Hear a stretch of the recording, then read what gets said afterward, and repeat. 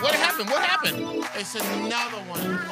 And yet another one. And yet another one. You are here with the one and only Geoff Brown on the Inappropriate Hour. Yes. Another Thursday. You have made it. I have made it. Hey, now, it's raining here in L.A. But at any rate, I'm glad to have next to me returning to the show one of my aces, a cat who, it ain't many of us. It ain't many of us. I'm going to set this up. It ain't many of us that have been in this game that are not rich, but ain't living with our mamas still in this game. That's what I'm talking about. That's my man DJ Nigga Dave. That's what my mama want to hear. Now, we was going to talk about music until this young dude in the lobby, we wound up dropping bombs on him as cats with a little bit of this gray. We're going to talk about now and later. What old dudes now need to be telling young dudes for later. Preach. Okay? That is needed. So get your mind right and let's get started. Let's get started. Here we go.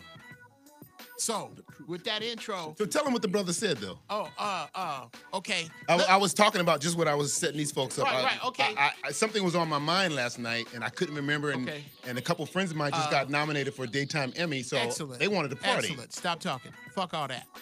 Okay, first, let me properly introduce a dude who you will see. Y'all, a bunch of good shit is happening right now. A bunch of good shit. By next week, I will be able to officially tell you some of the very big shit that is happening in my life. I'm reaching back for the cats I know and the cats I trust to get it. You'll see. Once my shit start going, I'm getting my crew.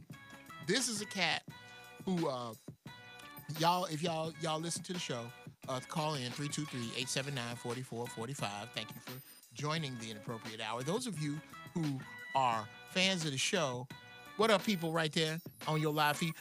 Those of you who are fans of the show know that I produce all the music that you hear. What you don't know is that I am half of a production team that is bananas, but has yet to produce some shit.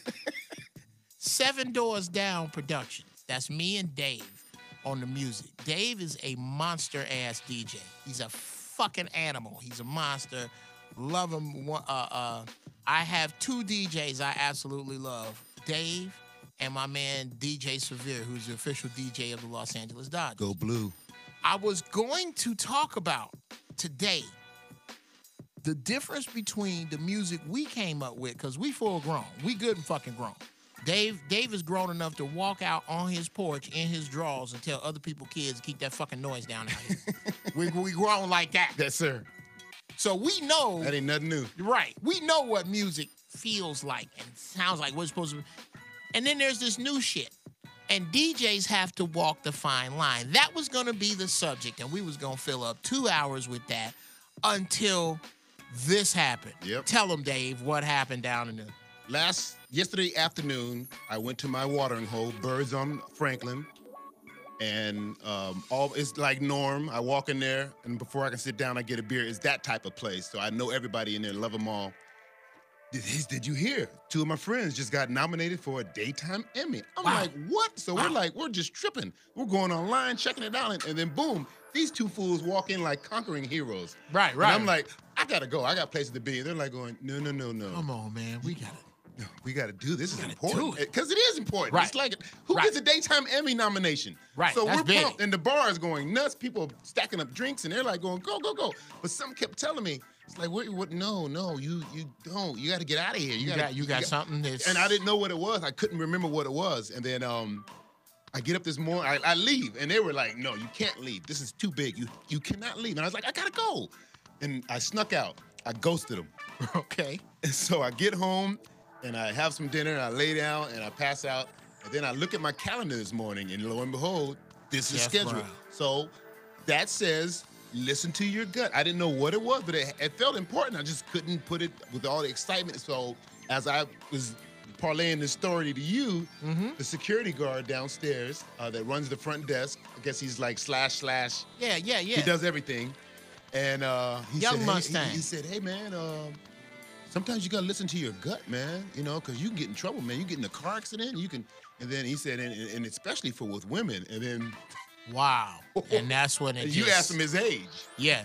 Like, how old are you, man? He's like 24. And I was like, dude, you are well beyond your. You are to say something so like that. ahead of the curve. So it just total changed the course of our morning. Yeah. And what do you say about following your gut?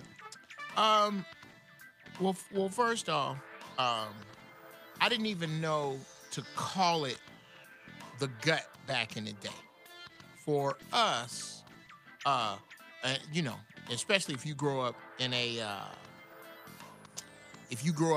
black family in America from the 40s to, I'm gonna say, the 90s. Right. That 50-year span. You gonna know about Jesus and the Holy Spirit, and One way or another. one way or the other, you gonna know about that. And so when I was growing up, it was called, you gonna listen to the voice of the Holy Spirit. You better listen to the Holy Ghost, because that's what's keeping your ass whoopings off. Because where is it channeled through? Grandmama? Big Mama, all that. So what I started to understand on my own was it's the quiet voice.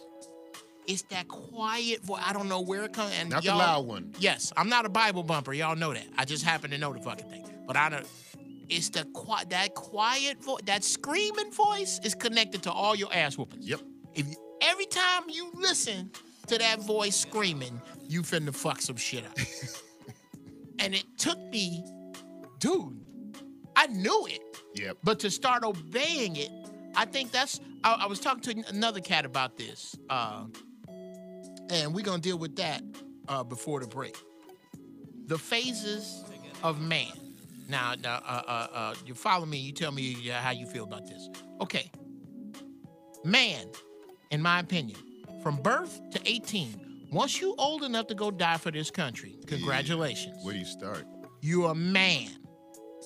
Now, when you can start to be responsible for you're a grown man. Stages.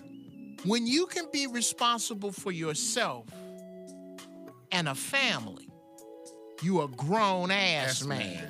Yes, sir. Preach. When you are responsible for yourself, your family, and your surroundings, your universe, for long enough to have escaped jail and death and dumb shit, you become a goddamn grown ass man.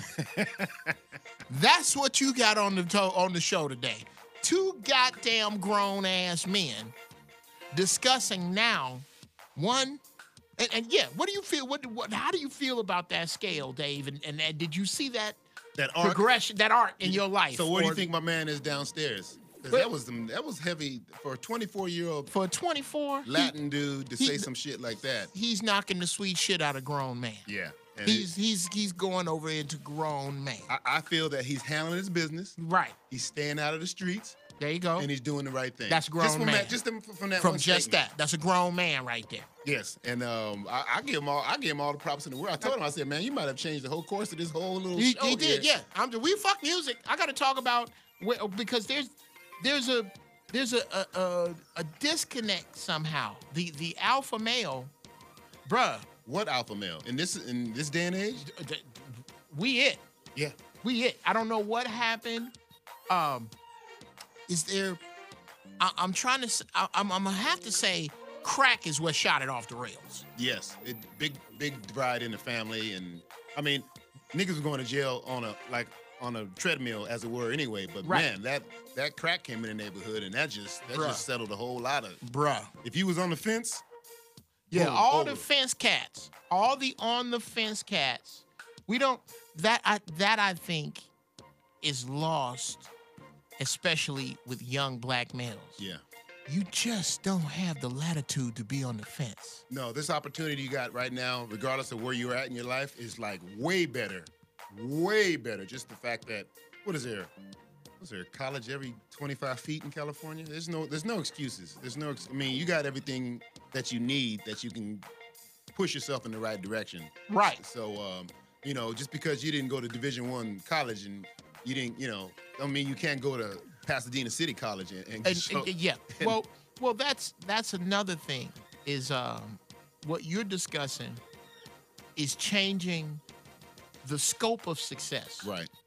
When I say just because I didn't go to Harvard, I have to ask myself, why is going to Harvard in my scope of success? Right. And who put it there? And who says I can't change the lens and change the aim? And what you are saying is, dude, change your scope. Yeah. Change your fucking scope. And we're going to have to be responsible for our own scope. But who's supposed to be telling us that? Who's supposed to be telling these young cats that? Your friends? Right. Right. Hanging out with the 40 and the 40 crew? It's not going to happen, man. It's not going to happen. And I think I've had this in the back of my head for a minute. There needs to be, especially amongst people of color, there needs to be a groundswell of men that step up to help with kids that ain't theirs. Yeah. Oh, yeah. Absolutely. Each one, teach one. Each one teach 4. Yeah, 4. 10. 10. Yeah. Because of where we are. And I'm glad. I don't know why I didn't, but I'm going to put you on the list. I'm going to start compiling a list of brothers, goddamn grown-ass men that I respect, that aren't superstars, I think that's another issue, is the idea of the superstar. Right. Nigga, unless you can hit a ball 500 feet or run a ball 100 yards at light speed or dunk a ball or sing a song, Them the good ones. then you can't tell me shit. Yeah, exactly. We had normal, and I think that's what's missing. When we were growing up, you could be reached by the trash man. Yeah. You could be reached. Nigga, you could be reached by a bum. You could be reached by anybody if you were making sense. But there has been this untenable, unreachable paradigm shift or setup. We got all this shit set up. See, I ain't gonna listen to you. You ain't magic. Yeah, exactly. Exactly. If you don't, nigga, you ain't, fuck you. You ain't nobody. You a garbage man. What do you know? What the fuck do you know? You know what I heard? Some prophetic shit. I heard an old man say, show me your friends and I'll show you your future. Wow. Lay that on your kids. Lay that on your kids tonight. Say, look at the knuckleheads you're hanging out with, and where do you see yourself in 4 months, 2 years, in 5 years? We gonna be friends for life. Well, yeah. Well, what's your life gonna look like? Yeah. Well, in case you're just joining us, this is the Inappropriate Hour with Geoff Brown. My guest got this. It's goddamn grown ass man day, which I think I'm most of the shit. Shout out to executive producer of the show, Mr. Zoe Williams. Zizzo. I don't fuck around. I don't hang around. It's a waste of time. I don't have in my orbit anything other than goddamn grown ass men. Zoe Williams, another goddamn grown ass. Kevin, goddamn grown ass man. Dave, goddamn. Anybody you see me bring in here and sit down, the prerequisite is goddamn grown ass man. However, the attention today is, like I say, the focus of the show, now and later. What old cats now need to be telling young cats for later. And it's kind of hard because, let's explore this. Part of our problem is that, and it's part of what happened to my generation from the people before me. The people before me are the direct descendants of slaves. Yes. My grandmother's Yes. grandmother was a slave. Right. That's deep. So my grandmotherly advice that came to me came from a woman who got her grandmotherly advice from a slave. That's deep. So get a job. Get your education so you can get a job was the best advice that could be given to me. Period. Because nobody in my lineage had went to college and finished. You were the first, right? I was the first. Nigga, I ain't even been to college. I haven't been to college. I joined the Marines. I should have went to college, but my grades didn't reflect my aptitude. Like What'd you graduate from high school with? What was your GPA? Oh my God. Mine was 1.7. One something. 1.7. But the problem was I scored second highest in the state on the ASVAB. Oh, excuse me, third highest in the state. Right. On the ASVAB test the year I took it. Or excuse me, no. I was in the top 3% Yeah. of the state scores for the ASVAB because it wasn't important to me that the teacher knew how smart I was. I didn't give a fuck. Okay, I get it. I'm not turning this homework in. When is the final? And I aced the final with no fucking shit turned in. Nigga, that's a D. That's an F. He was one of them. Yes, my guidance counselor was like, what the fuck is this? She hated you. Hated you or just throwing your... And, you know, but by then, I had discovered girls, nigga. Yes, sir.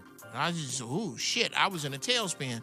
So I didn't have anybody to... The whole thing was, he gonna be all right because he's going to the military.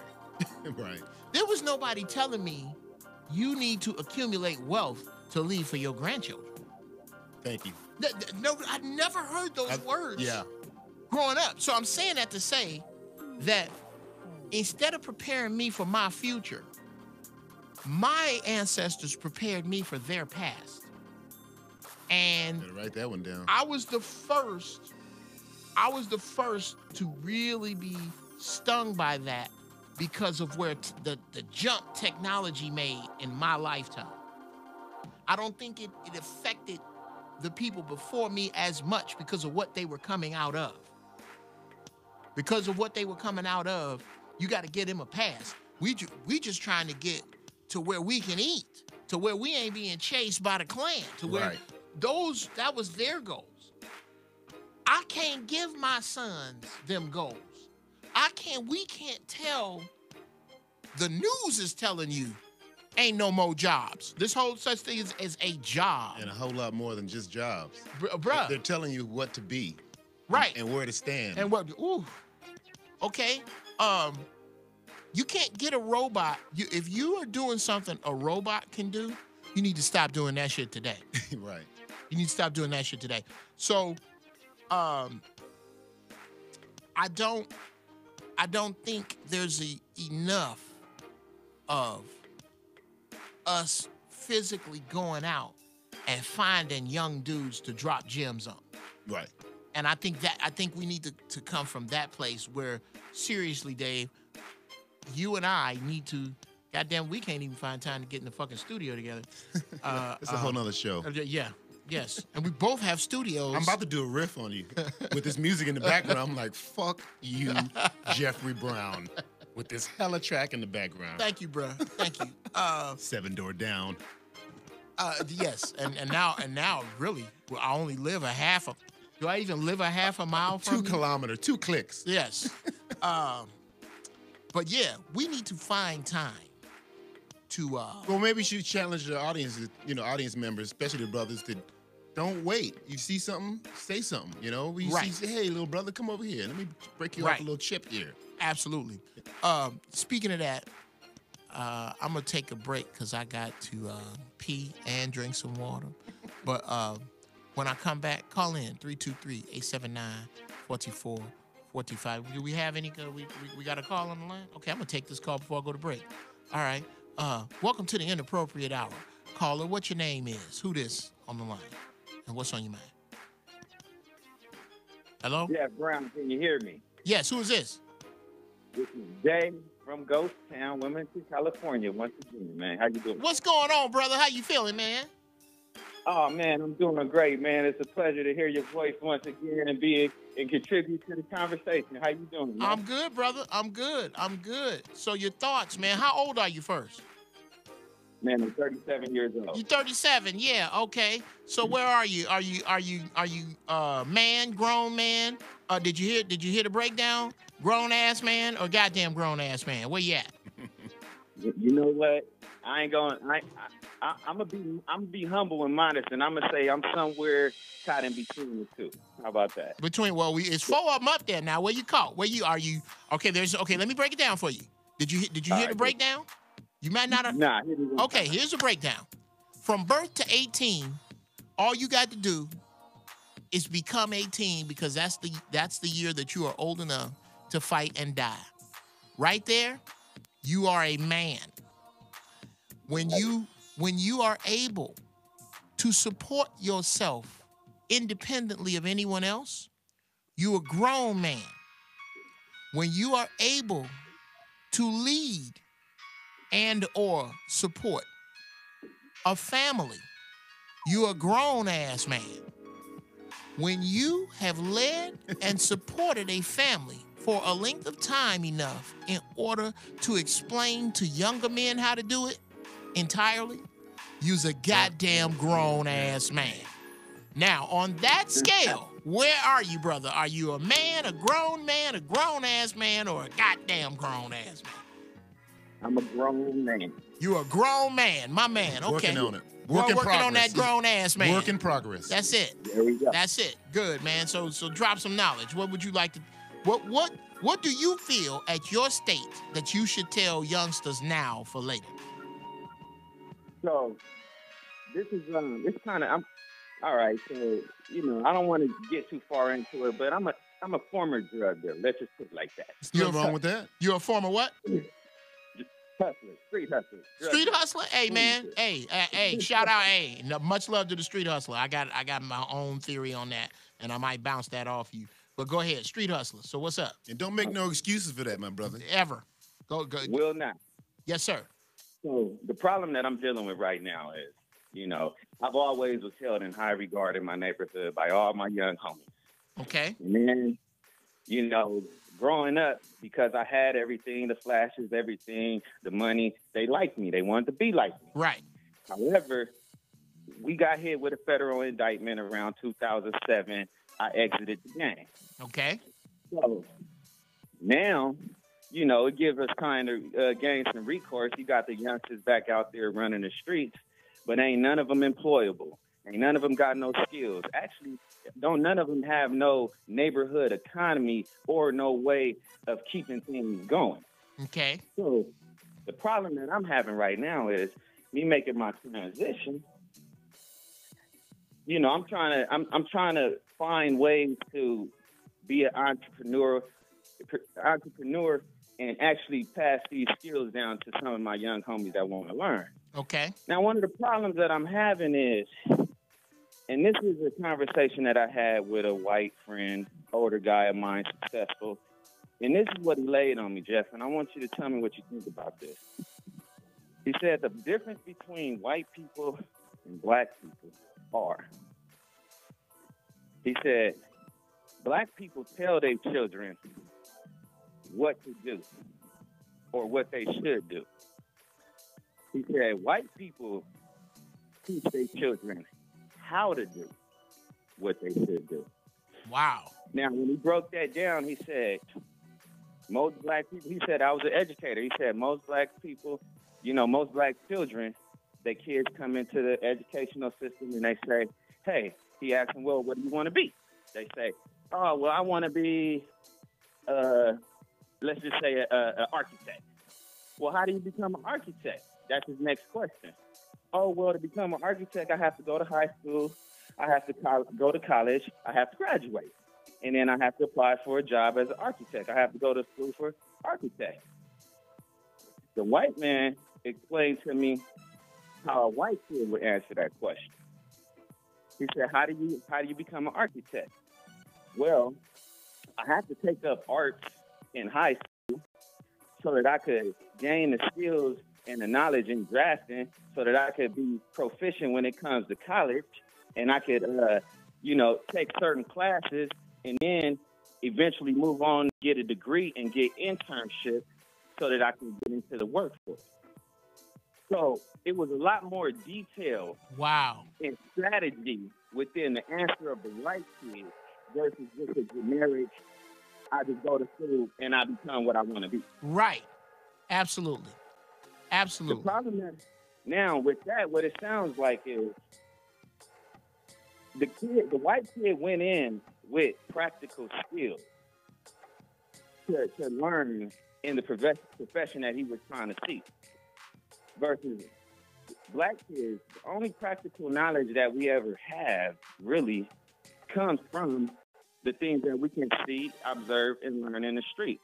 Unless we have a daddy that's a gardener, a plumber, an electrician, or whatever. Okay. I think, now, to sum it up, I think the problem is not enough tangible skills that we can show to the youth to give them enough to work with so that they know what direction they need to go in. Okay. All right. I'm going to have to stop you there, brother. I understand what you're saying. I don't. Now here's the part where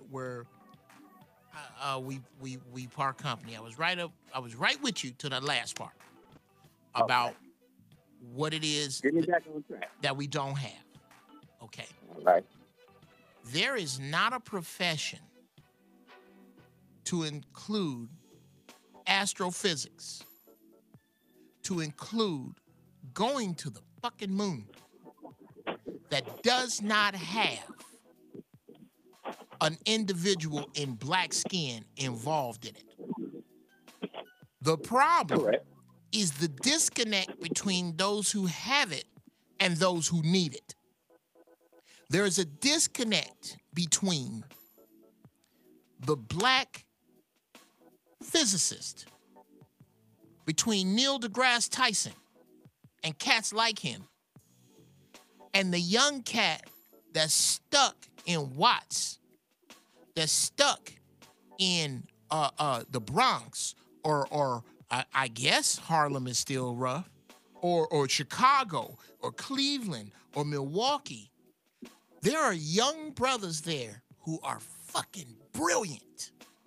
They're brilliant, but they surrounded by siege. They surrounded by, if I don't sell this dope, we ain't gonna eat. Right. They surrounded by, I might catch a ricochet on the way to school. We gotta somehow close that gap. You, brother, being a street hustler, an ex-street hustler. Here's your part in that gap. All right. You explaining that you don't know what the way is, but you do know what the way ain't. Right. I don't have all the answers, young brothers. I don't. Right. And they can't take this from me because I didn't ever sell no scum. I was never out there on that. But I can't judge you purely on that, because what you basically are, I say this about hustlers in the street. Hustlers in the street are self-starters. You're the ones that looked around in the chaos you were in and went, okay, I know I want better for my life, but I don't see any other way to get it now, to get it on pace. I am not in agreement with the slow pace to the slow race to the middle that society has set up for black people. I am not with busting my ass to just get this little house. I need to have my shit on the fast track too. And right. I can't jump out the gym. I can't throw a football 150 yards. I can't sing like Luther Vandross. But I know how to make these niggas do this shit here, and I know how to keep this from the popo, and I know how to get some shit on consignment, and I know how to run a business. I'm just running the wrong business. That's how I look at them cats in the street. And I can't reach them cats with it as effectively as you can. Right. So your part in this is telling them, this is the wrong road. And when they stop right there, everybody's part is finding the people to talk to the crowd that you have stopped down the wrong road and went, wait a minute, what else is it that you do? Do you draw? Do you have a mind for numbers? Do you have a mind for decoration or math or whatever your mind, whatever God gave you an extra scoop of, we gonna get you going down that road. That's right. And So that's I got a question for you. okay. When you're done, go ahead. That's you're gonna have to hold your question, bruh. Go in the chat room. I'm on Facebook right now on the So What chat room. Write your number down. Write your call down.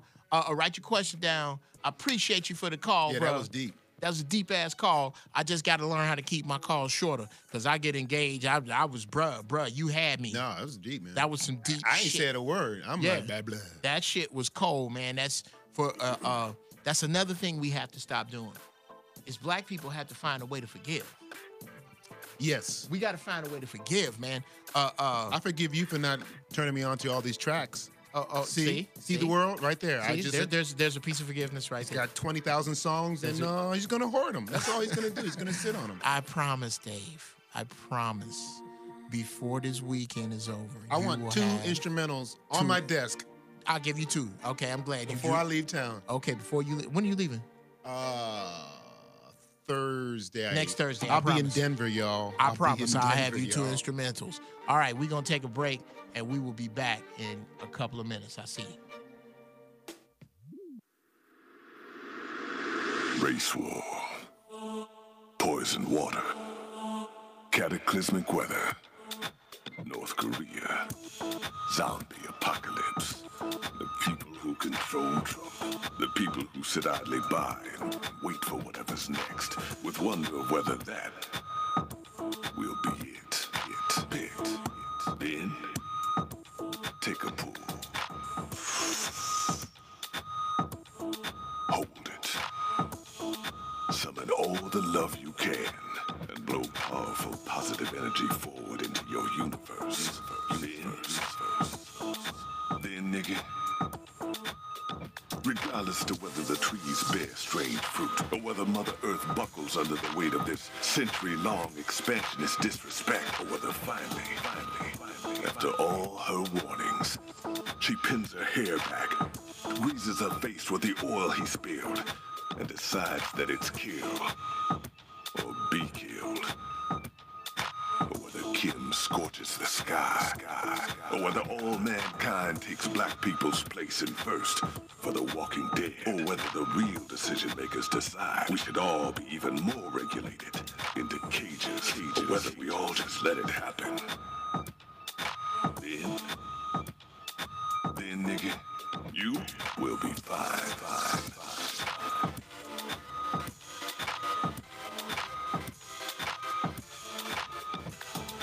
Damn, this sour Louie is fine.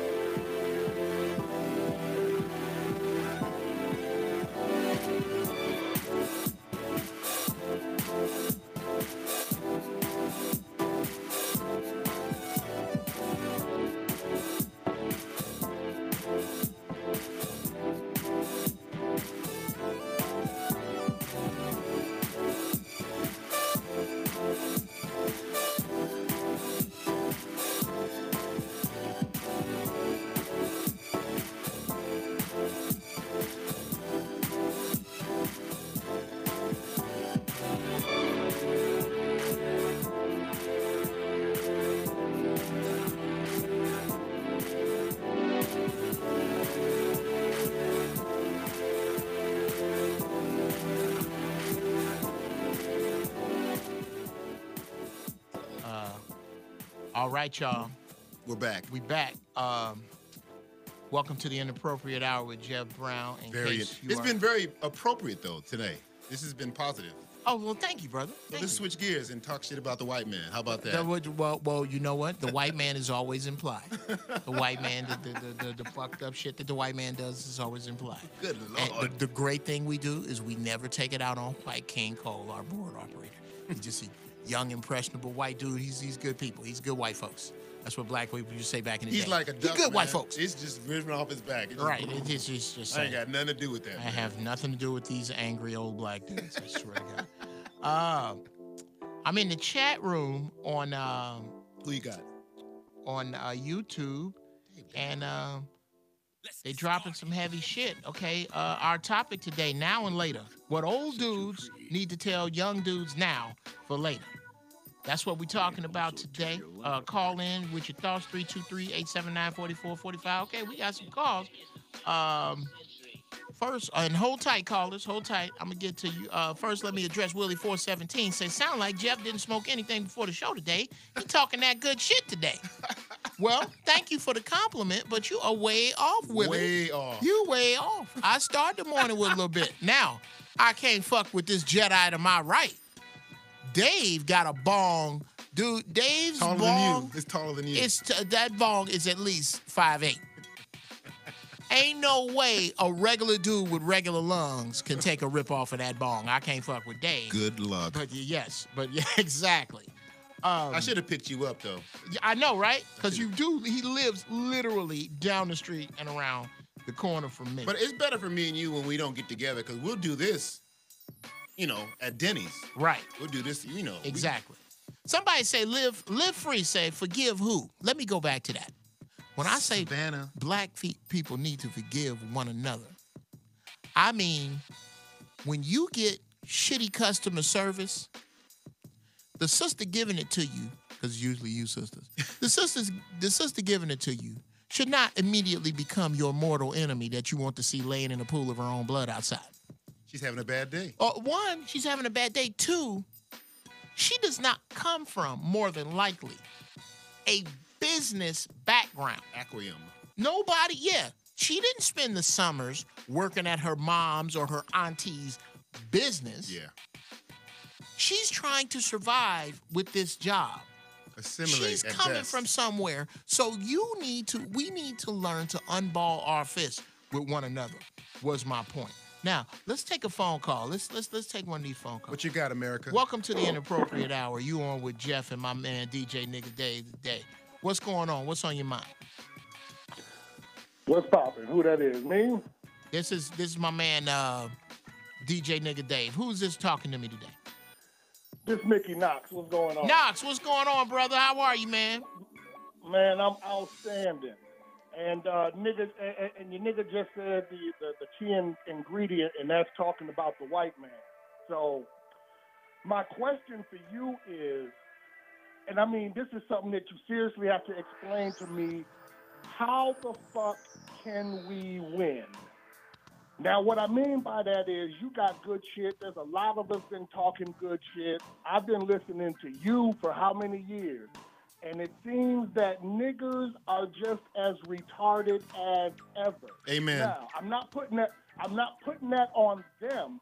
What I'm saying is, we have listened to kill a nigger, fuck a nigger, slap a bitch, fuck a bitch music for 30 years. Okay.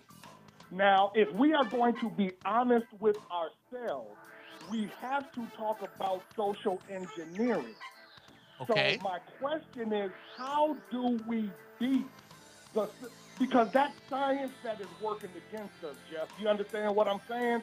They have literally scientifically broke this shit down to how the fuck they are dealing with us.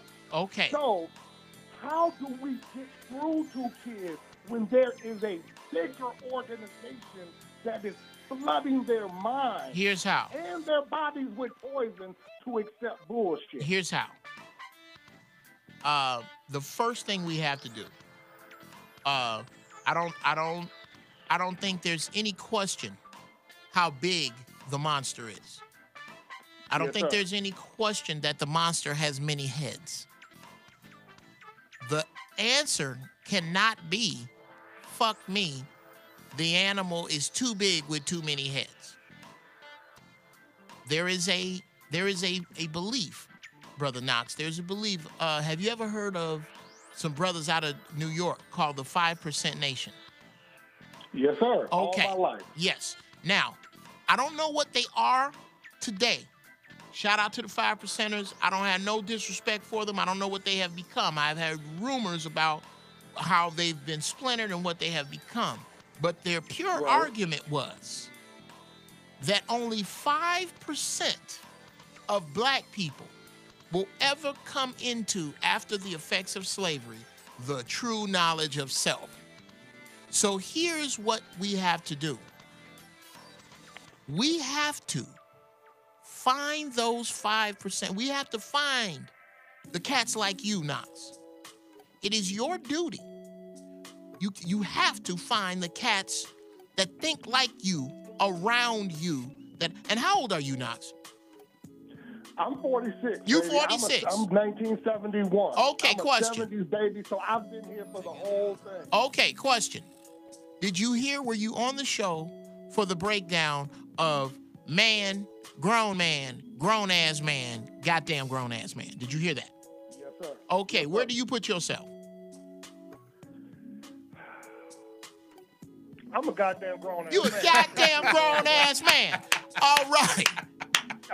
Then this is what you got to do. Did you hear his sigh right before that? Right, It was because just like, let me see if I'm going to go on and put this coat of arms on.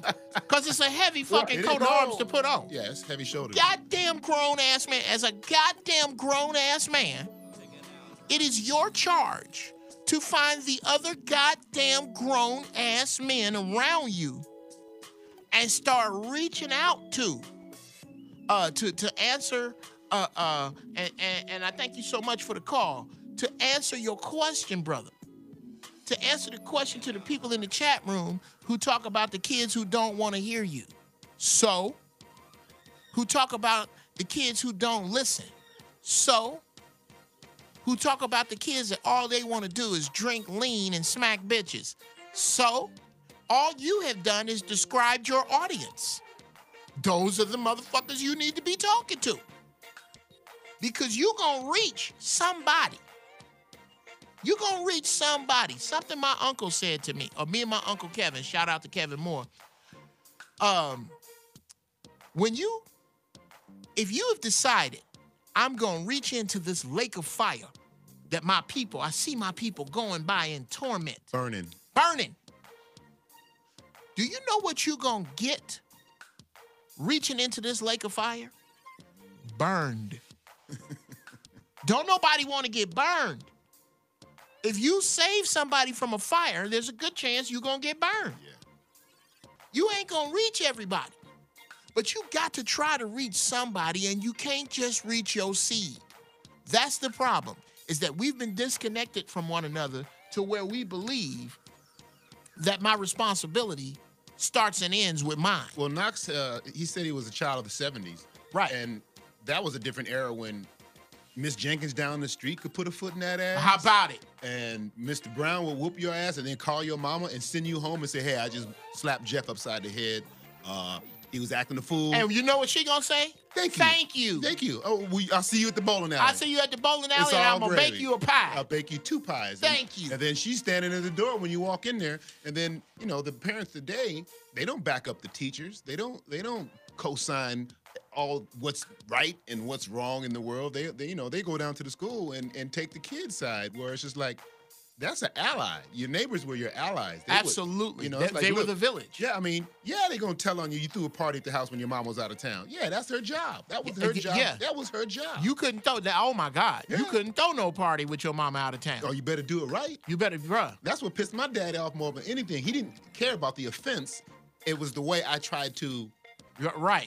It's like, you didn't even try to fix it. You just did it. You just did this That's ignorant disrespecting shit. me. You didn't even try, My man Terrence Greenlee in the chat room says, T. if we were broken, then all of our grandparents and parents are teaching us is broken. Absolutely. We have to Amen. rethink our situation and move towards a solution. Basically, that is the mission statement of this show. Yes, sir. Is bruh, I'm just accepting my role. It's too many cats my age, our age, trying to pretend they ain't our age. No, nigga. The 80s was your time. Yeah. The 90s was kind of your time. Now, nigga, you goddamn grown ass man. If you late 40 to 50 anything, it's third quarter, nigga. You supposed to come out the locker room on fire. Well, on that note, with the music, people are really complaining about the music today, and music is easier to produce and make, and you cut out the A&R, and this is the result of people having their own production value. Right. You know, and in terms of the lyrics, my biggest beef is let these kids have their time, because we had our slang. Right. We had our preachings and our music, but we just did that so the white man didn't know what the hell we was talking about. Unfortunately, the music today is me and you can listen to a song and I don't know what they're saying. So I don't know. It's just the message has just been blurred. I don't know if they know what they're saying. No, it's just mumble, mumble, mumble. I think and what does one do, or where is one mentally when one mumbles? Incoherent. It's easy. Incoherent. No, let's just talk about because you don't mumbling. write. There's no more rhyming. They're not coming up with no KRS One. D. Ain't no one doing that. Oh, that's done. Yeah. Well, no, I can't say it's done. You just got to search far and wide. Most definitely. Get it. Cream rises. Okay, because we had our and I get this. I get a lot of backlash for this, but I was never a fan of JJ Fad. Supersonic. I was like, I recognized trash hip hop back then and was like, Right. I was hip hop police. That shit, no. What has happened? The light board is lighting up. They're calling in now. What has happened? JJ Fad, are you crazy? Right. What has happened is, I believe art imitates life. Yeah. And when I was discussing mumbling, when you mumble, you either just woke up, you mad, when when you go, you in a diminutive position. Maybe they're grammatically challenged. That's hilarious. Nobody, when you win the Super Bowl, the motherfuckers ain't mumbling. No. When you about to come, nigga, you ain't mumbling. When you are at your peak state, nothing about you mumbles. So what does mumble rap say? It's just easy. You motherfuckers are not at your peak state. No. You can't be. Hey, we got another caller. How many callers? We got some callers. All right. Welcome to the Inappropriate Hour. This is Geoff Brown. You are speaking with my guest, DJ Nigga Dave. What's on your mind? And turn your radio down. Whoever you are, turn your radio down. Hello? They learned that back in the 70s, man. Hello? Hello? Hey, who am I speaking with? From Birmingham. Turn your radio down, Hey, sir. man, you need to turn down whatever you are listening to me on. Turn that down. I'm on listening to you on my I only got my phone, that's it. On your phone? Okay, Yeah, can you hear me? Okay, yeah, it sounds a lot better now. What's going on, brother? Not much, brother. No, actually it doesn't. Actually it doesn't. Do me a favor, man. Let's Do go me to a the next favor. call. Yeah, we got to go to the next call. Call me back because your connection was horrible. Welcome to the Inappropriate Hour with Geoff Brown. What's going on? Who this? Hello? Is it that same mother? Hello? Hello? Hey, now. Who is this?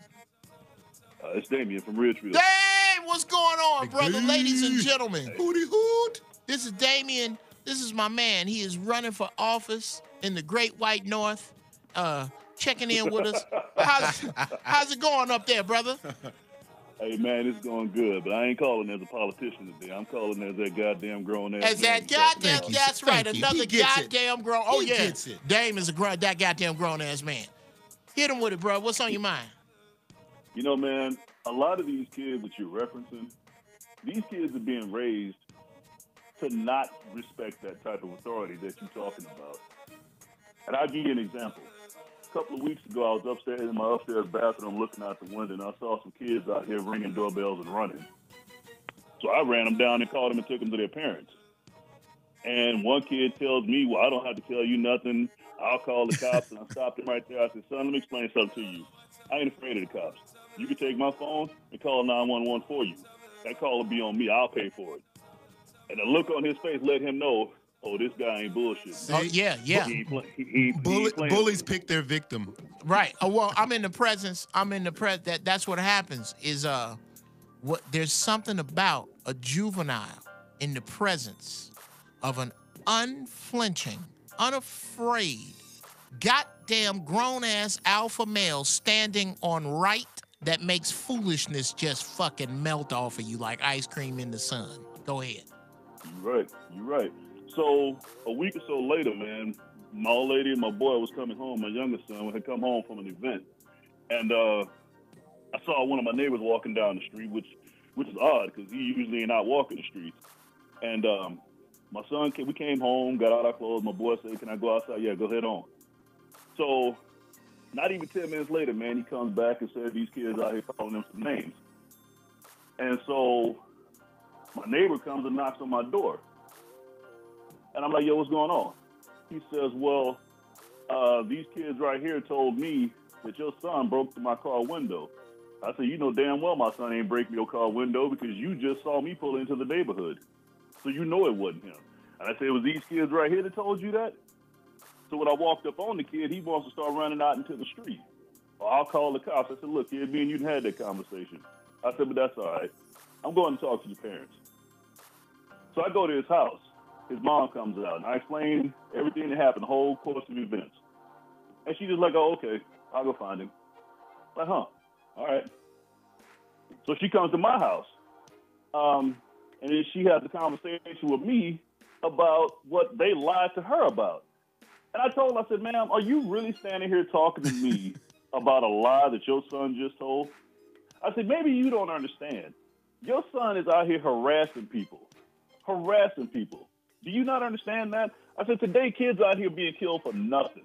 I said, so what's going to happen if he run up here, ring somebody's doorbell, and take off, and then somebody get behind him with a pistol? What you going to do then? It's unfortunate she missed that moment, teaching moment, you know, because it's like two adults against one. And just like when you grew up, it's like Mrs. Jenkins will put a foot in your ass and take you home. Quick. So what happened? Quick. Here's what she did. She then tries to scare me by calling some friend of hers that's in a police department in a jurisdiction that don't even serve my neighborhood. And I asked her, I said, so was that supposed to scare me? I said, look at me. Do I look like I'm afraid of the cops? And she looked at me like, fuck, no, he probably ain't. I said, what do you expect the outcome to be? I said, because you can't come here and arrest me. You can't come here and talk to me about nothing. And if I tell him to get the fuck out of my yard, he's got to go. He has to get the fuck out of your yard. He ain't got no reason to be here. So what do you expect the outcome to be? So what color is this lady, if I may ask? She was white. She was white. Yeah. Okay. Yeah. Here's my issue, Brother Damien. We gotta, and I get it. I get what we're up against. We're up against a society that cannot tear itself away from these little magic boxes. And these little magic boxes are telling them to let their children run their houses, to live by committee, to live by committee somehow. Yeah. I don't run a democracy, by the way. I run a benevolent dictatorship in my house. I'm a good guy as long as you do exactly what the fuck I said. Now, I think what we got to do is somewhere near you is a mother that gets you. There are parents who are under siege who would love to have you speak to their sons and daughters that are right around you. Everybody ain't as fucking nuts. This is the propaganda. We are supposed to believe that no parents nowhere want shit the way we had it. And this is not to say that we that our generation did it perfect, or that the generation before us did it perfect. Because I done had some ass whoopings that I got woke up with. I done had some ass whoopings in the bathtub. I done had extension cord ass whoopings. And all of that shit is abuse. But that don't mean that I'm going to throw ass whoopings out with abuse. Ass whoopings work. My way of thinking works. Putting the thumb down works. And there are some people who believe that. I think it is your job to find those people where you at. What say you to that? Well, I agree. I agree. And the problem at its root is we now have a society that believes that we should be listening. Just talk to our kids. Let them let them get all that. Okay, so what is it that you gonna tell me that's gonna be acceptable as to why you went and broke this person's window? What are you gonna tell me that's supposed to be acceptable that why you out here harassing these people in their house? What is it we gonna talk about that's gonna make me say, you know what, I understand.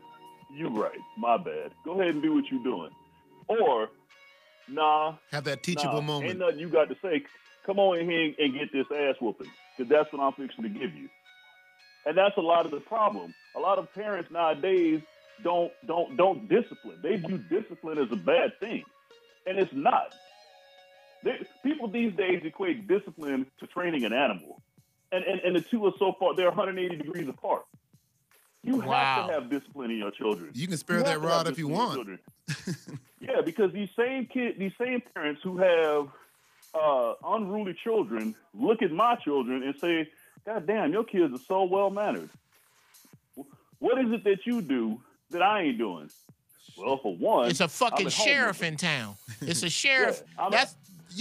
That's my man in the house. Absolutely, it's a man in the house. Hey, Doc. It's a man in the house. I hate to do this, man, but my switchboard is lit up. I gotta cut this one short, bro. But bruh, that was great. Thank you for your call next week, man. Thank you for your call. That's my man Damian Giles, always on point. Hey, Geoff, I got a question. Did you have the switch retrieval part of your ass whoopings as a kid? My God. Was your grandmother part of that regime of like, go get me that, and then you brought back not the right appropriate switch? 4 words I hate it. Ring me a switch. That mean is that torture? That's bruh. That was or part is it of psychological? That's torture? that psychological. That's the longest. You know how you see in the movies where the hallway stretch? Yeah. That hallway from my living room out the back door to that goddamn weeping willow tree. It's always a weeping willow. Oh my God! Who planted all those weeping willows? Who the fuck planted all them weeping willow trees? Somebody that hated black kids. My grandmother sent me to her backyard, and it was the longest walk of my life. Oh. And then the walk back was just as long. Oh, because you know that ass, they gonna get that ass, and it's something about a switch that reach in and get your soul. A switch and an extension cord beat you right on your fucking soul. Damn that Hot Wheels track. That ain't got shit on a switch or an extension cord or a wet towel or an ass whooping in the bathtub. Oh, wet towel. Woo! Anyway, my point is that I don't believe in abuse, but I do believe that the ass and the head, the brain, are directly connected. Give me a phone call, man. Who we got? Welcome to the Inappropriate Hour with Geoff Brown. What's on your mind? Who this is? Hello? How you gonna call, get on hold, and put me on hold? Fuck 'em. Go to the next caller. Hey, welcome to the Inappropriate Hour with Geoff Brown. Who this? What your name is? What's up, Uncle Jeff? This is Darnell out that Tuscaloosa area. Darnell out that Tuscaloosa area. I heard you call Speedy show the other day, man. Yeah. Shout out to Speedy. Speedy owes me $12, That's nigga. hilarious. I'm on with my man, DJ Nigga Dave. What say you, brother? What's on your mind? Yeah, I had a couple of points to make. I had a few pointers for the youth. Okay, yeah. What would you say? Okay, first off, how old are you? I'm 30. You 30. So, on that, did you hear my scale from man to grown ass man to goddamn grown ass man? Did you hear the scale? Where you stand? Oh, definitely. It's in my rent. Okay. Where are you on that scale? I'm definitely a grown-ass man. You're a grown-ass man. All right, go ahead. Now hit us with it. What's on your mind? What you got to say to the youngsters? Okay, the first advice I give them is don't go to jail. Okay. Start a kid. You don't want to get a felony on your record. Absolutely. Because freedom is key, and then you'll limit the resources into the system. Then you can't vote. Then you can't get a decent job. Absolutely. Absolutely. Right, and the second thing I got it from you, Uncle Geoff. Retail is for suckers. Retail is for suckers. Absolutely, brother. Wow. You don't want to become a consumer of debt and financial instability. Buy low, sell high. My man. That is great. Well, I'm flattered to hear somebody listening to me, man. Let's break open retail is for suckers for a second, and I thank you so much for the call.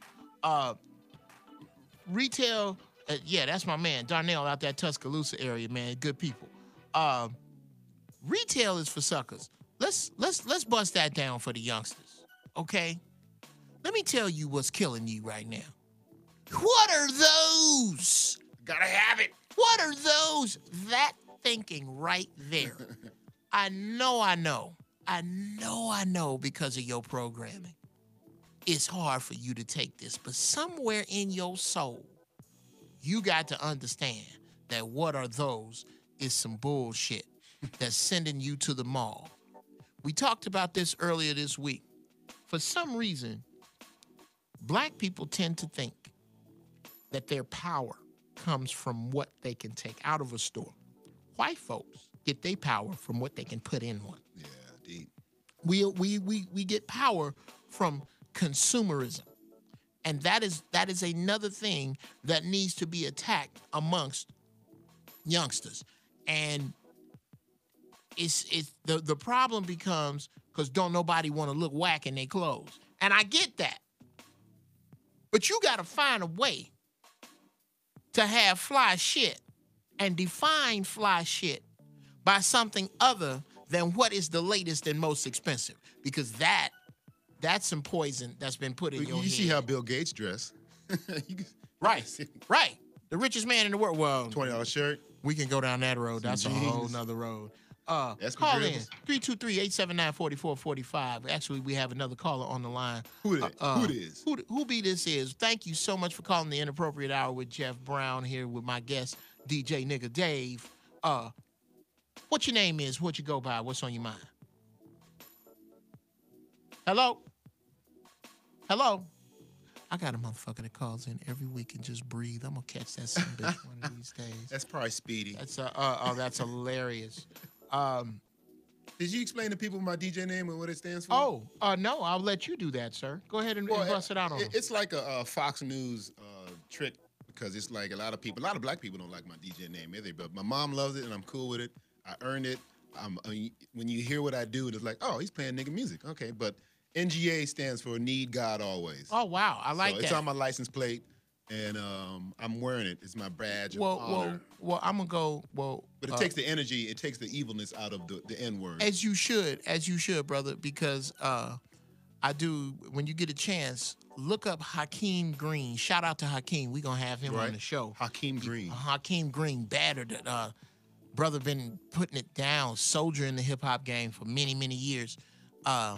He has this video on YouTube. Those of you in the chat room, pretty pleased with sugar on top. Go check out YouTube, HAKIM space GREEN, Hakeem Green on the word nigga, and how he breaks down the fact that the cliff notes of it is that the word nigga has only been derogatory for 500 years. So all the time before, it's been around since the beginning of language, and it's always meant king, ruler, god, or exalted one, especially when you see NGA. Right. And I'm going to have to give you exalted one on the turntables, bro. Because you a beast. Day by day, step by step. We got another phone call. Welcome to the Inappropriate Hour with Geoff Brown. Now and later is the subject, brother. What say you? Who is this on the phone? Who we got?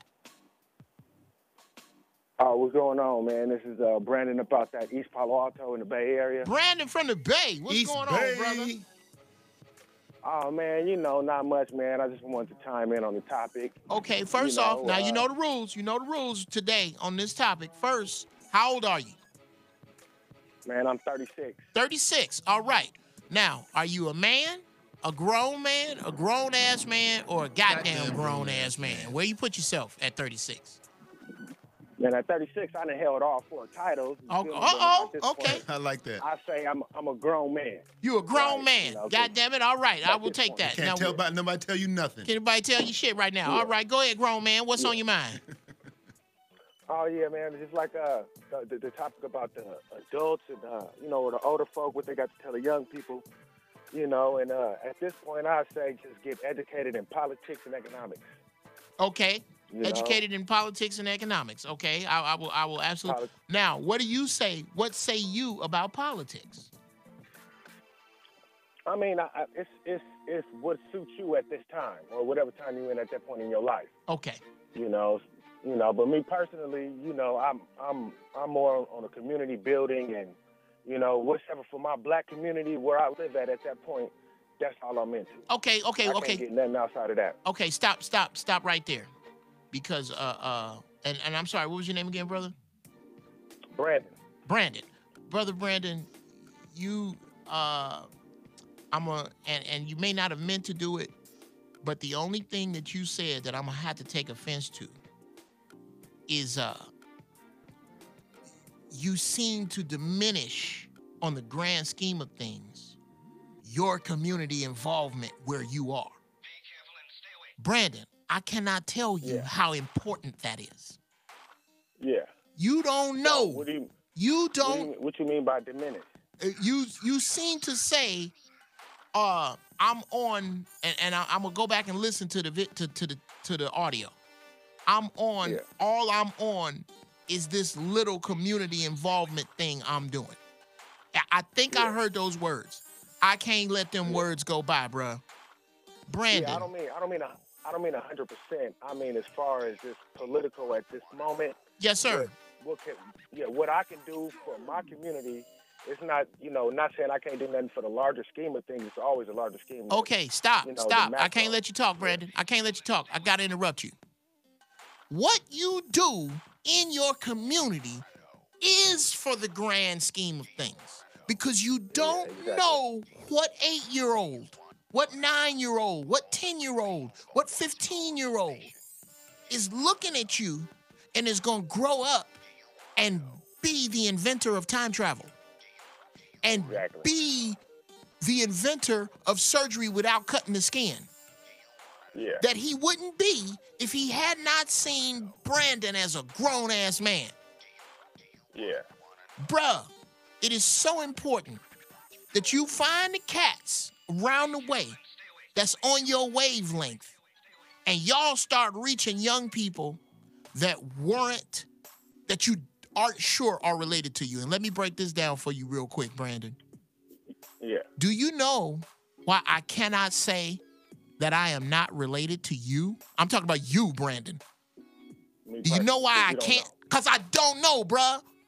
Because we were cut up and split up so rough that, bruh, you might be my distant cousin or distant nephew. You might be. Yeah. So on that, I can't just pull a gun and spill your blood. On that, I can't just immediately not give you the benefit of the doubt. So that young cat that I'm talking about, that you need to reach, you don't know that ain't your cousin. Yeah. So because you don't know, he is. Yeah. Yeah. How about that shit? Until further notice. Until further notice.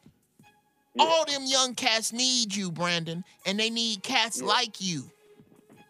So this is your mission should you decide to accept. Brother. Yeah. You got 30 days, man. 30 days from today. Somewhere around April 22nd. I want you to call me back and tell me the 4 other brothers you have found around your way that's going to start reaching young brothers. Can you do that? Oh, man, I already got it already. Oh, my God. Yeah. Okay, well, what you do? Yeah. Well, bruh, then your mission, should you decide to accept, is by next week, can you call here with a 30 to 90-day agenda that you and your homies got for the little homies around the way? Can you do that? I got you. Okay. I'm counting on you, Brandon. I love this. I'm counting on you. And guess who else is counting on you? Them little homies. The kids. Yeah. They counting on you, bruh. Don't ever diminish what you doing right around the way. Don't diminish that, Yes, bruh. speak it into existence. Speak it into existence and go do it. I thank you so much for the call, brother That was a Brandon. great call. Yeah, who else we got? Go ahead. Welcome Oakland. to the Inappropriate Hour with Geoff Brown. What's on your mind? Hello? See, this is what happened when motherfuckers call and they on hold, so they gonna put me on hold. So now he done called somebody. What the fuck? Okay, give me another call. Welcome to the Inappropriate Hour. Who this? Hey, yo, it's that nigga Blake. Is it that nigga Blake? Yes, it is. What's going on, man? You sound like you calling me in a hurricane. Are you under the couch? It's hella windy. I'm about to get in my car in a sec. Hold on. Yeah, get in your car, man, before you get blown away. Let me set up for the callers and the people listening who may not know in the chat room. That nigga Blake calls me weekly. He calls me weekly, and I love this young cat because Where's he from? He from the. I think where you from, Blake? You in Texas? Yeah. Blake's in Texas, but you can't call him Blake. Like a pimp named Slickback. Right. That's that nigga Blake. That nigga Blake. That nigga Blake. That nigga Dave. That I nigga want you Blake. to read. I want you to meet DJ Nigga Dave. My One of boy, my Blake. favorites. This is my ace right here. You are my official brother now. Yes, that nigga Blake. What What's up, OG nigga? That's okay? it, man. Now where you at? Now, did you hear the scale? Blake, did you hear the scale I put down? Of Yeah, it was like grown man. No, man. Gotta Man. start with man. All right. Grown man. Grown ass man. And then goddamn grown ass man. Where you at on that scale, young buck? Okay, grown man and grown ass man. What was those two again? Okay. Okay. A grown man is a man who can take care of himself. He is self-sufficient.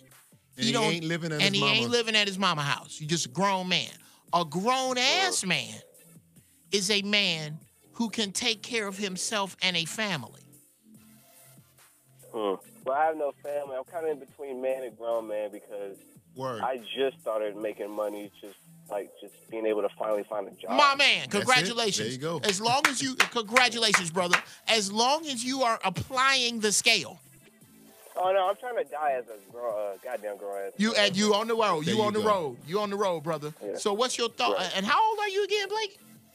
I'm 26. He's 26. That's yeah. what I was guessing. That's Yes. good. That's a good Yeah. guess in my mind. I was like, he about 26. Young Mustang, man. Young Mustang. Ooh, when we was 26? Oh my God. I can fuck all night on a Snicker. All night. Oh my God. All right. A beer and a Snickers. A nigga. beer I'm and a good. Snicker, and I'm fitting to make this girl let me borrow her car without asking.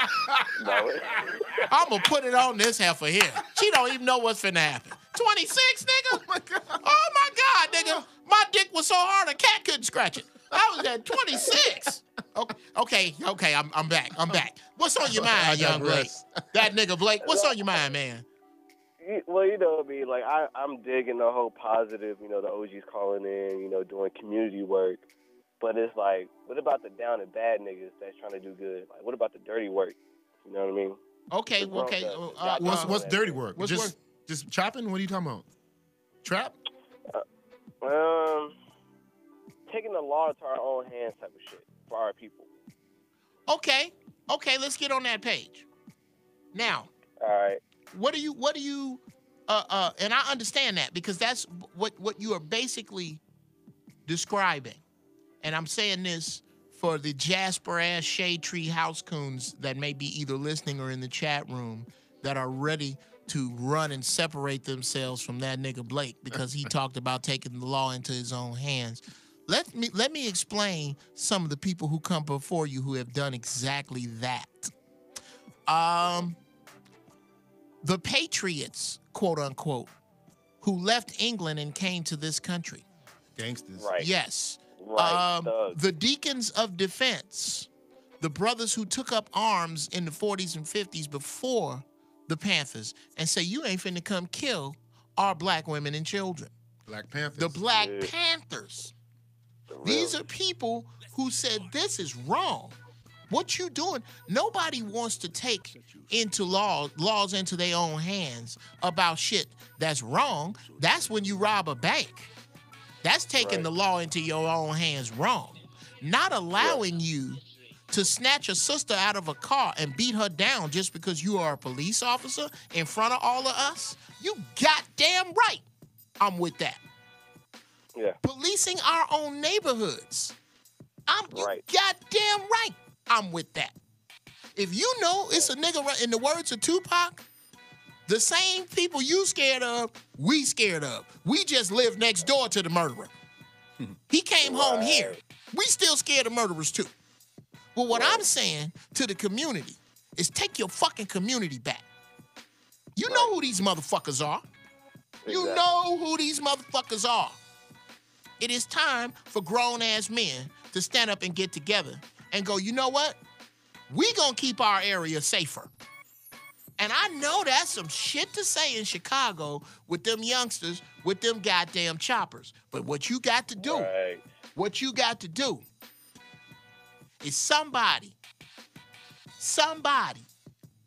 got to have the hubris to go talk to these brothers. Somebody. Minister Farrakhan can't talk to them all.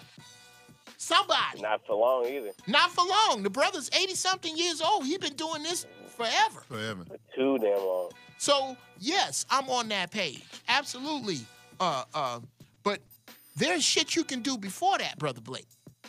Of course. But I'm just meaning, like, not every one of us can be that we all here for the children, for the betterment of our future. Like, some of us niggas have to be down to secure our safety with that fuck shit. Absolutely, brother. Absolutely. Against our enemy, despite the fact how infinite their power may seem. Like, I'm just tired of these thugs not doing their real shit for us. You know what I mean? Oh, my man, Blakey. And I thank you so much for the call, man. He right. Shout out to Florida thugs. 2 words, George Zimmerman. Who else we got on the line? Did they get him? Never. No. Oh, welcome to the Inappropriate Hour with Geoff Brown. What's on your mind? I ain't heard from no sisters today. Oh, that ain't nobody? Okay, well, let's goddamn it. Hello? Nobody. Hello? What's up, y'all? Who we got? Up? Is this Geoff Brown? This is Geoff Brown. Who am I speaking with? This is Brother St. Louis, man, from St. Louis. Brother St. Louis from St. Louis. Absolutely, brother. Welcome to the Inappropriate Hour. Loot. You are on with me and my partner, DJ Nigga Dave, another goddamn grown-ass man. Grown. I don't know, have you been listening to the show? Yes, sir. Yes, sir. All right. So, first, how old are you? I'm 28, brother. You 28. You sound 40. You got that deep voice. You got that deep ass. God damn it. I tell you, these youngsters calling in here, Dave, they make me wish for 28. A time machine at least. 28? I got shoes 28 years old. I could jump up off the couch and go run 4 miles at 28 and just come back for the fuck of it. So what's on your mind? Where are you on the scale there, youngster? Where are you on the scale? I'm a grown-ass motherfucking man. A grown-ass motherfucking man. Okay, I'm gonna put that on the edge of goddamn grown-ass man. That's right before you get to goddamn the grown-ass motherfucking man. All right. So what say you to youngsters, man? What say you to cats under 28? All right. Real man. The reason why the young folks need guidance, man. And well, let me start off. Let me organize my thoughts. First things first. Yeah, get your thoughts as the older brothers, the older brothers has to change and not be scared of the younger brothers. Yes, because these younger brothers are looking at the older brothers for guidance in life and in general, right? And I come across a lot of brothers, older brothers, and they oh, look at them young cats over there. Oh, I ain't messing with them. I ain't talking to them. That's the people you need to talk that's to. Got the group to stop. That's standing on the corner. Yes, sir. You need to walk up solo by yourself. Hey, man, y'all know this. Woo, woo, woo, woo. And they know if y'all catch y'all. So let the young men know that that the older bros was in that same position, Yeah. right? Right. So, okay, that's one. On the other half of the spectrum, what I would tell to the younger folks younger than me is to know yourself, man. Know yourself. Who are you? Yeah, read up. Are you right? Read up, man. Are you an Indian? Are you Hebrew? Are you Egyptian? Are you a king, but you still acting like a slave? Who are you, man? No, and that's number one. Number two, what I found out as growing up and being a grown ass motherfucking man, the main thing about manhood that I've learned was about to take responsibility, take ownership about what's yours and what comes out of you. Reason why I say that is because, even for an example, manhood, really quick, manhood, even when you arguing or talking with your wife and you know how your wife might ask you a question and you like, I don't want to tell her the truth, or dang, she asked me about that text that I just got. But yeah, be a man and don't lie to her, because it was even to a point where I felt less of a man lying to my own woman. As you should. About nothing, man. So it was like, wait a minute. Be a man and stand up. Grab your nuts. If you did wrong, you did it. That's up. It's up to you to be a man to correct that so you won't go down that same road. Okay, brother. And I do. I'm gonna give you. Thank you so much for the call. I'm gonna give you this hunk of advice. This goes out to every cat, especially with a woman. All lies are connected to fear. Makes sense. There's not a lie you can tell that ain't connected to a particular fear. I lie to the cops. I lie to the cops, and Yeah. I lie in court. Yeah. Those are the only places I'm a lie. But in the real world, it's like, In the real world, I'm not lying. yeah. I'm not lying. I save my lies. Yes. Don't Save waste all them your up. lies Don't on little waste them. stuff. Don't waste. You only got a finite number of them. Yeah. Save them. You got to find out what it is you fear that makes you lie to your woman. Yeah.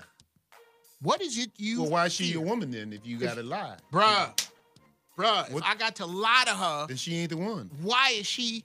And if I got to lie, maybe I ain't the one. Well, if you're going to lie, you better be good at it, because if you don't lie, you ain't got nothing to remember. Oh, And right. it just makes things just so lying is just like cancer, and it's going to catch up with you if you don't go into it right. Well, here's the deal with lies. Lies are like weeds. When you tell one, Another one going to sprout. it's gonna grow, and it's gonna grow legs. Yeah. Now, all the weeds that you don't water are gonna tell on you. You gotta water all these lies. Pretty soon, you got a garden of weeds that you watering. And everybody, pretty soon go, that ain't no grass. You ever have a dandelion in your yard? Yeah, and then you make the mistake of just pulling the top of it. Yeah, and then all the other And lies. now you have 19 of them. I had one dandelion Tuesday. I had 47 this Saturday. How did that happen? Because you didn't get the dandelion out by the root. Yeah. Which, by the way, if you have dandelions in your front yard and you cut them up and rinse them and boil them to make tea, They're greens. they're greens, and you have taken the place of chemo. You know, the dandelions are 250 times more effective against cancer than chemotherapy. They don't want you to know. They don't want you to know that. You got the cure right in your front fucking yard.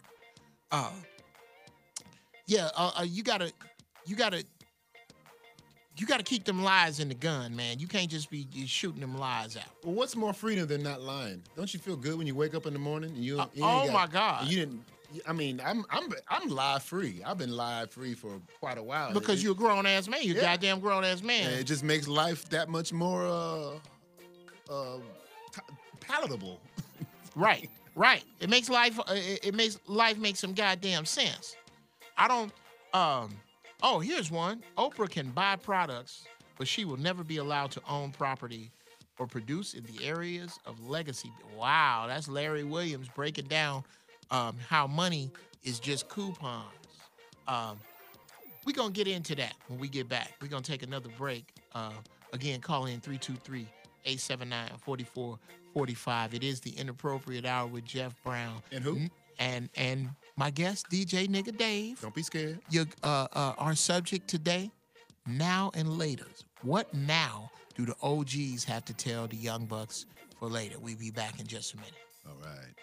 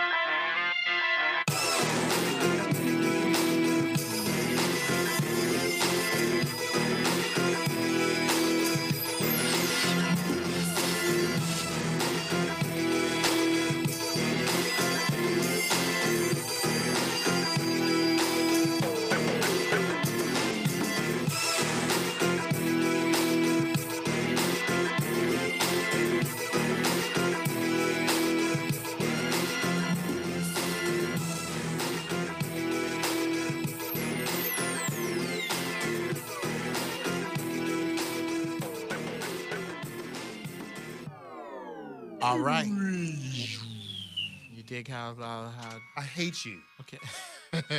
This is torture, man. I got you, man. I'm gonna give you 2 tracks, man. I'm gonna give you 2 tracks before you leave town. Shout out to Matt McDaniels out of the Dina. Yes, we're gonna have him on the show. Matt McDaniel, ladies and gentlemen. He's walking history, man. Welcome to the Inappropriate Hour with Geoff Brown.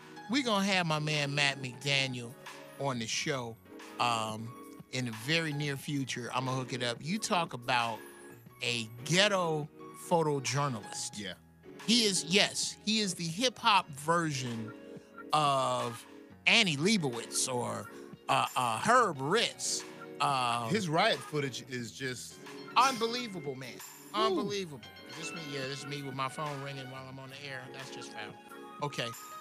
Okay, let's save some people. What we talking about? Here's the deal. Here's what we gonna do. We might take a couple of phone calls, but me and my man DJ Nigga Dave are gonna start dropping some jewels on you youngsters that you know how the shows just kind of sort of have jewels in them. We aim in this last 30 minutes or so at certain jewels that we see youngsters getting falling into. For me, one that's personal, near and dear to my heart, something that as my popularity / money / gorilla weight rises, I'm going to put my full weight into father's rights. Young brothers, what you need to get on right now, if you got a young lady either pregnant or walking around with your baby and it look like it ain't gonna go right, I want you to go down, especially if you are in California. I don't know about the other 49 states, but whatever applies to what I'm about to say, you need to do in your state. Go down now and fill out an income and expense declaration. Wow. You go to court first. Go to court first. Here how much money I make. This woman name, this baby name that belongs to me. Get in front of it. Firstest, get the mostest. Firstest, get the mostest. Unless you, what you're really trying to get out in front of is going to court with no ovaries, because that puts you at a decided disadvantage. There is a gender bias in the court system, especially against black males. You can argue with that all day long. All day long, you can tell me no, it ain't. I'm telling you, yeah, it is, and I don't need no proof other than my own fucking life. Get involved. Get involved. And stay involved. 2, fight for 50% custody. This is not for horrible fathers, not you ain't shit motherfuckers trying to dodge your responsibilities. I'm talking about brothers who really want to be in your kid's life, and you see it going south now. Start preparing your paperwork now to ask the judge for 50% custody. Look how much that looks to, when you finally get to the judge, you're only going to help yourself by being prepared. Yes. You coming in with your pants hanging down and looking up. Fitting the description? Yeah, fitting the description. I mean, you're not going to win. You're not going to win, dude. You're not going to win. That court game, here's another gem. There are 3 things, young bucks, 3 things that have no place in a court of law. Right, wrong, and common sense. Good luck. Good fucking luck with that bullshit. If you go to court, you need these 3 things. Influence, perception, and documentation. You need 2 of the 3 of those strong. Yeah. If you don't, you might as well give up your money and your freedom. Don't go in there with that other bullshit. These are the gems. What gems can you drop on youngsters? In the same category? In the same, and young ladies. Somebody asking me what I got to say to young ladies, I'm purposely aiming at dudes because people usually tell me I'm too harsh on women. But the black woman, in the words of Scheherazade Ali, is the only person in American society that has never been called on the carpet for her behavior. Never. You're just speaking from your shoes. Those are your shoes that you have walked in. Right, so right. You might be a little bit shifted toward, your experience. Right. But you ain't lying. I'm not. Thank you. I don't have any children. I'm a rare breed. I'm 57 years old, I think. God bless you. And I have no children that I know of. Right. My mama still lives in the same house. Right. I haven't changed my name. I can be Googled like that. So I can put it in that category where I feel that I could have a child out there, maybe in Norway, if you're listening. I'm about to say, speaking of Dave's mama, and those of you who don't know, Dave is, what are you, 6'3"? No, I'm shrunk. I'm 6 foot on a good day. Okay, well, he's just taller than me.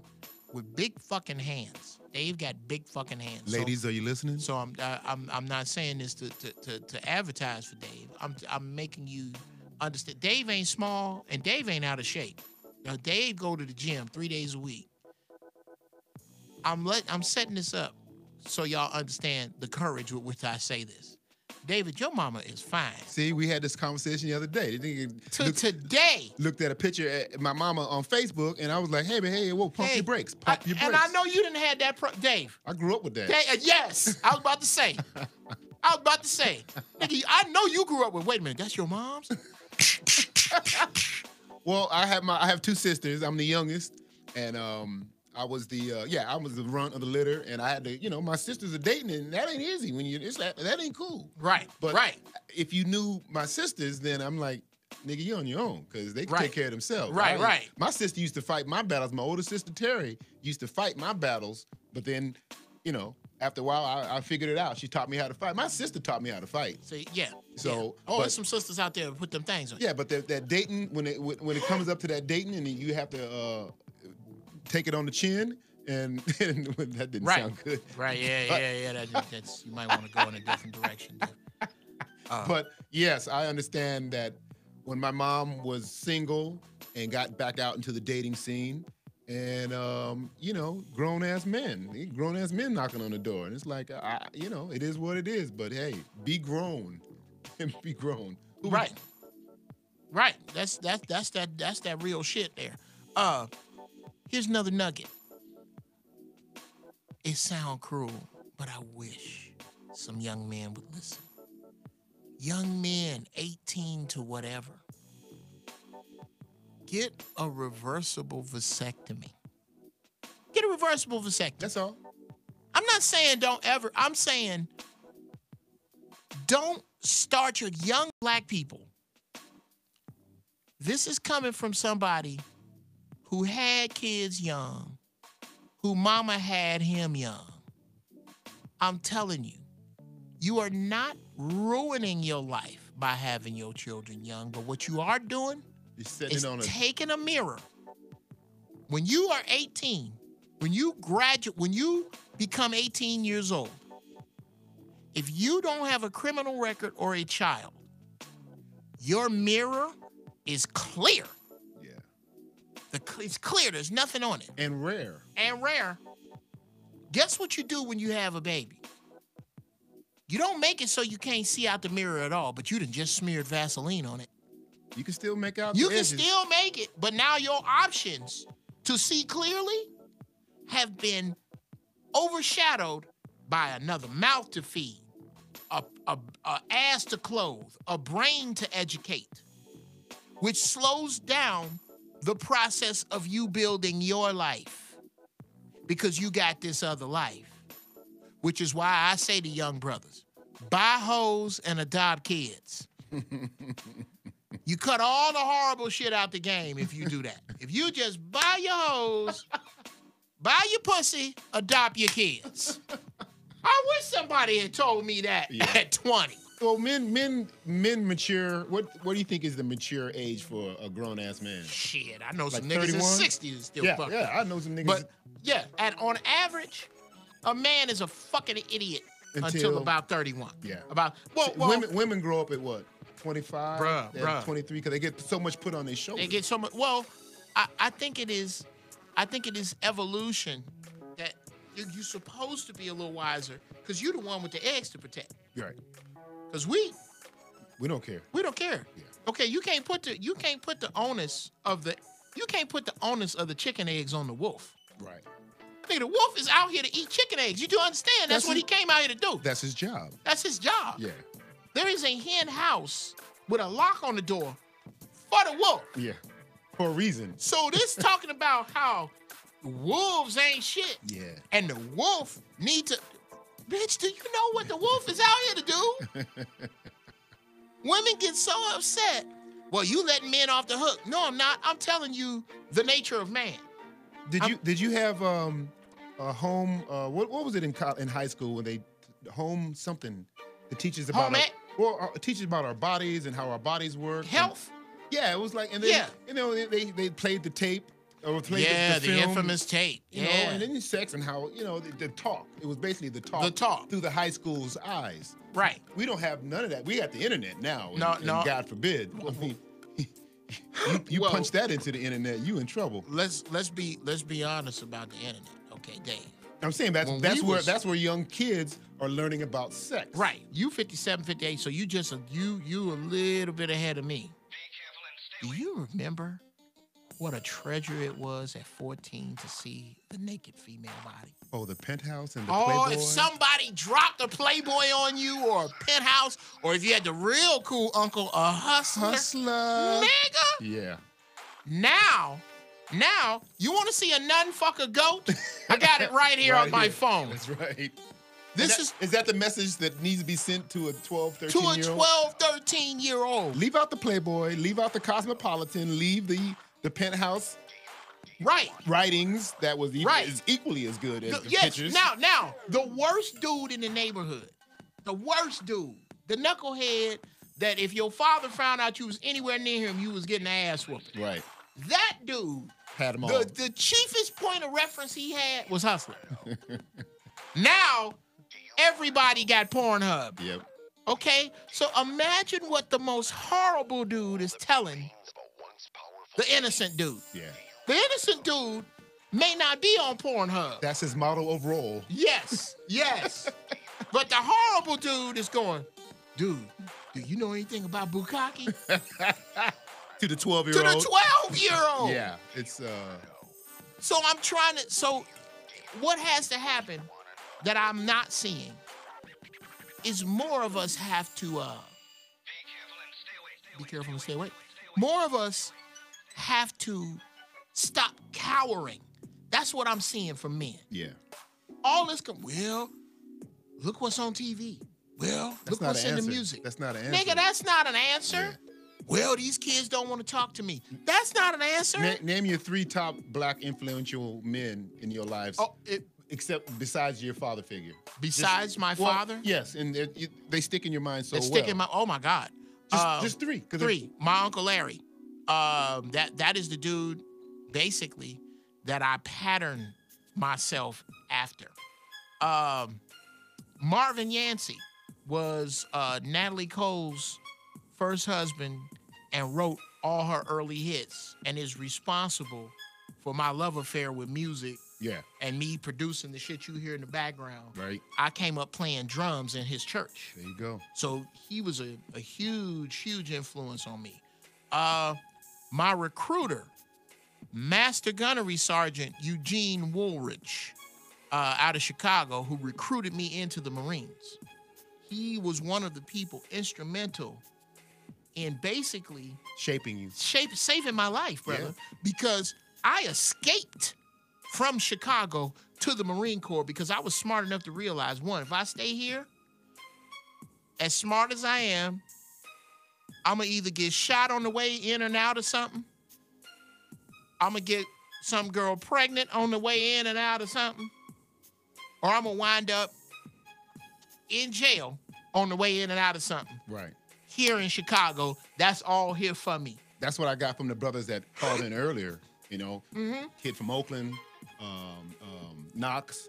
Yeah. It's just like, it's these moments that stick in your mind just like forever. And there's a lot of that lacking in our society today where, you know, you got the internet and, you know, but it's nothing like a grown man talking to a young man and just, you know, just talking. Right. You know? Right. I got a little argument going on in the chat room with Diane and Larry Williams. I don't know what she said. He said was stupid. We got to get to the black woman on an extreme level. If true power kills, then the black woman is extremely powerful because they can kill babies before they can defend. I guess he's talking about abortion. This sister said, at Larry Williams, that's stupid. Black women aren't the only ones that get abortions, and black women and black men aren't innocent. Now, here's my problem with what you're saying, sister. Yeah, that's more a man-woman thing. Well, my issue with women, whenever you pull them on the carpet for anything, as opposed to addressing the issue, they go either men do it too, we ain't the only one. Nothing about their response is going to be about what you said. To Diane, I say, The only babies being aborted that had black mothers were by black mothers. Black mothers are not aborting white babies. Right. So let's get that out of the way. Here's another little nugget for the fellas that is so important. This is on some sex shit. Something my father told me. Never ever make love to a woman when you are tired, hungry, or disinterested. Always make love to a woman like it's the last time. Like it's your very last time. Because one of these times it's gonna be, and nobody wants to leave the earth on a lazy fuck. Done. End of story. End of story. And scene. And scene. That's a wise brother. That's my father. You handle your business. Handle your fucking business. Stop fucking these broads. Stop. I have an uncle. I'm not going to say his name because he won't be. I only have one uncle, so there you go. There you go. And, all right, so we know who that is. Thanks a lot, Dave. So my could have said some guy. No, I know he's listening, but he was raised in the Black Panther parts of Oakland. Okay. And he had a much different upbringing. So he was my nugget of wisdom. Your wisdom nugget. Your wisdom. Your place. You know what? As I start to say this, I'm gonna stop right there, and I'm gonna shift gears because I still have to see his ass later on this week. Oh, that's hilarious. Yeah, I just thought about it. I'm like going. Let's not fuck that up. Yeah, I'll sneak it in later on when y'all think I'm talking about somebody else. But that was my. You didn't just throw yourself under. The brakes. See, that's show business right there. I've learned. See, 20 years ago, I would have just said it, and I'd have just said it. Yeah, you just said it. You can't. And he'd have called me in 20 minutes. And said, okay, there's another nugget, brother. Young black men, never, ever pass up an opportunity to shut the fuck up. Yeah. Just like that. Never pass up an opportunity to shut your goddamn mouth. Walk in a room when you in a room until you have fully assessed that room. Who's the smartest in here? Who the stupidest in here? And who they with? Don't open your fucking mouth. Just wait. Just wait. Patience is a virtue. You do not understand how many blessings you will have fall in your lap if you just know when to shut the fuck up and wait. You know when I learned that lesson? I went to a soiree one day. I walked in, and everybody was sitting around, and I'm doing stand-up comedy, and I'm just the funniest nigga in town. And I came in, and I did a Michael Jackson joke. Okay. Michael Jackson's cousin was sitting on the couch, and from the expression on her face, I either thought that maybe I shouldn't have told that joke, or maybe... Right. And then she lit into me before she told me who she was. And then she walked away and did the thing. And then someone else said, that's Michael Jackson's cousin. Not that, that's part of it when you're Michael Jackson's cousin. It's not the first Michael Jackson joke you heard. But learning experience for me is exactly what you just said. Come in, assess it. Assess the room. Shut the fuck up. Yeah. Find out what's going on. Well, how often are you going to tell a Michael Jackson joke with Michael Jackson's cousins? It's L.A. Especially in L.A. You know, you say some shit and be like going, hey, man, that's my boy. Right. You know, that's like I went to school with him. I won't have to fight you now. Oh, God bless the dead. That's what happened with a friend of mine, James Hanna. James Hanna, one of the funniest cats. Toothpaste. He told a joke about your man, Will Smith. Right. And it just so happened that Will Smith's good friend and bodyguard at the time, Charlie Mack, was in the audience. Right. Big Charlie. For those of you who don't know, when you watch The Fresh Prince come on, the dude that puts Will on the shoulder and spin him around, that's Charlie Mack. 6'4", 2-something, no fat. No body fat. No body fat. You don't want, shout out to Charlie Mack, buddy of mine. Met him on the road. Me and Charlie been cool for 1,000 years. He comes out and squares off on James. James keeps going. Words have percussions or repercussions. Yes, words that turn into percussions. Bing, bing, bong, bong, bing. I'm going, I'd step between them, and I go, Charlie, please, as a favor to me, I'll owe you one. Please don't whoop James' ass. Don't body slam. Please. This is my friend. Because James ain't no fighter. No. And now Charlie, my friend, me and Charlie cool. Almost like me and James cool. Right. I'm going, Charlie, please don't tear his fucking arms off. Please don't. He said, well, then you need to calm your boy down. I turned around and said, James, listen to me. Look me in the face. This is God talking to you. Through me. Get through me. Get your ass in your car and drive away. Because this nigga here will whoop your ass till somebody rings a bell.